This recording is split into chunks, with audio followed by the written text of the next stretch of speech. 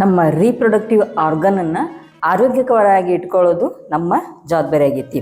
ಭಾಳಷ್ಟು ಹೆಣ್ಮಕ್ಳಲ್ಲಿ PCOD, PCOS natural ಆಗಿ conceive ಆಗದೇ ಇರೋದು, ಮುಟ್ಟಿನ ಸಮಸ್ಯೆಗಳಿದ್ರೆ ಸೊ ಅವರು ಈ 3 ಆಸನಗಳನ್ನು ಪ್ರಾಕ್ಟೀಸ್ ಮಾಡಿರಿ ಬೆಳಗ್ಗೆ ಮತ್ತು ಸಾಯಂಕಾಲ. ಹಾಗೆ ಈ ಎಲ್ಲ ಆಸನಗಳನ್ನು ಪ್ರಾಕ್ಟೀಸ್ ಮಾಡೋದ್ರಿಂದ ಎಲ್ಲ ಸಮಸ್ಯೆಗಳಿಂದ ನಾವು ಮುಕ್ತಿ ಹೊಂತೀವಿ. ಫಸ್ಟು ಮಾಲಾಸನ ಸ್ಥಿತಿಗಳು ಕೂತ್ಕೋತೀರಿ. ಸೊ ಈ ರೀತಿ ಮಾಡ್ತೀವಿ ಮಾಲಾಸನ ಸ್ಥಿತಿಯಲ್ಲಿ. ನೆಕ್ಸ್ಟ್ ಒನ್, ಕೈ ಈ ರೀತಿ ಮೇಲೆ ಹಿಡೀರಿ ಈ ರೀತಿ. ಸೊ ಇದನ್ನು ಪುರುಷರು ಕೂಡ ಮಾಡ್ಬೋದು ರೀ, ಪುರುಷರು ಮತ್ತು ಮಹಿಳೆಯರು ಕೂಡ ಇದನ್ನು ಮಾಡ್ಬೋದು ರೀ. ಇದೇ ರೀತಿ 10 ಬಾರಿ ಮಾಡ್ತೀವಿ. ಲಾಸ್ಟ್ ಒನ್, ಬದಕೋನಾಸನ ಸ್ಥಿತಿಯೊಳಗೆ ಕೂತ್ಕೋರಿ.